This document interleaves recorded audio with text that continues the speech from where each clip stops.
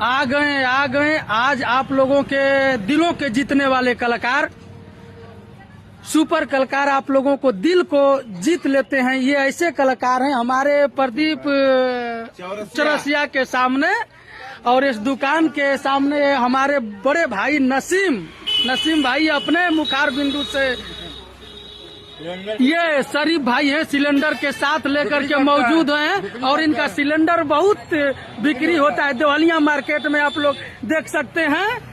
यह एक ऐसा युवा कलाकार हैं कि इनके नाकों से बांसुरी बजा करके अपने लोगों को दिल जीत लेते हैं हमारे नसीम भाई।